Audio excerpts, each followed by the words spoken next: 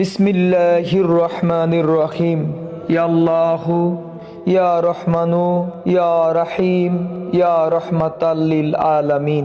সম্মানিত সুধী, আসসালামু আলাইকুম ওয়া রাহমাতুল্লাহি। উপমহাদেশে অবিসংবাদিত ইসলাম প্রচারক ও সমাজ সংস্কারক শাহনশাহে তরিকত হযরত খাজা শাহ মোহাম্মদ ইউনুস আলী এনায়েতপুরী রহমতুল্লাহ আলাই সাহেবের 3 দিন ব্যাপী 111তম পরম পবিত্র উরস শরীফ আগামী 16, 17 ও 18 জানুয়ারি 2026 তারিখে সিরাজগঞ্জের বিশ্বশান্তির মঞ্জিল এনায়েতপুর পাক দরবার শরীফে অনুষ্ঠিত হবে ইনশাআল্লাহ।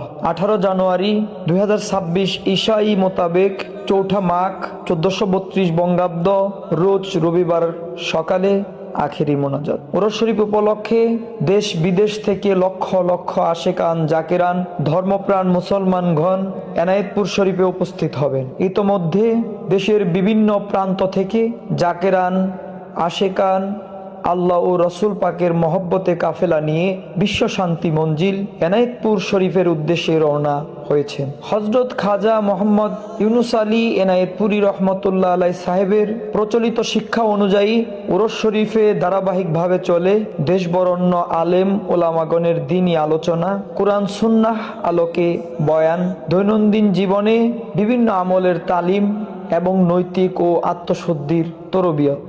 উরস শরীফে হযরত খাজা এনায়েতপুরী রহমতুল্লাহ আলাই সাহেবের জীবন দর্শন, মানবতা, সমাজসেবা, সর্বোপরি আল্লাহ ও রসুল পাক সাল্লাল্লাহু আলাইহি ওয়াসাল্লামের আনুগত্যে পরিপূর্ণভাবে নিবেদিত হওয়া সম্পর্কে জীবন ঘনিষ্ঠ বয়ান চলে। প্রতি নিঃশ্বাসে আল্লাহর স্মরণ, রাসূলে পাকের প্রেমে নিমজ্জিত থেকে ইসলামী শরীয়তে চর্চা এবং দ্বীনের খ্যাদমত বিষয় ভিত্তিক আলোচনা করেন আলেম ও উলামাগণ। তাতে রাসূলে পাকের জীবন দর্শন ও সুন্নত সম্পর্কে আলোচনা, সমসাময়িক বিষয়ে বিশ্বে ইসলাম এবং ইসলাম মূল্যবোধ নিয়ে আলোচনার মাধ্যমে মানুষের মাঝে সচেতনা বৃদ্ধি ও নৈতিক পরিবর্তনের আহ্বান জানানো হয়।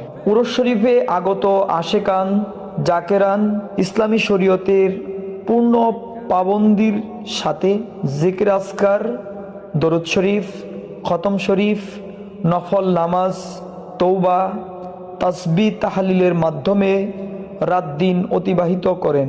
আত্মশুদ্ধির পথে ইবাদত বন্দেগী রিয়াজত সাধনায় মশগুল থাকেন। উরস শরীফে সমস্ত আম্বিয়ায়ে কেরাম, আউলিয়ায়ে কেরাম, ইন্তেকাল প্রাপ্ত সকল মমিন মুসলমান নরনারীর রুহে পাকে সওয়াব রেসানি করা হয়। মহান রব্বুল আলামিনের আলিশান দরবারে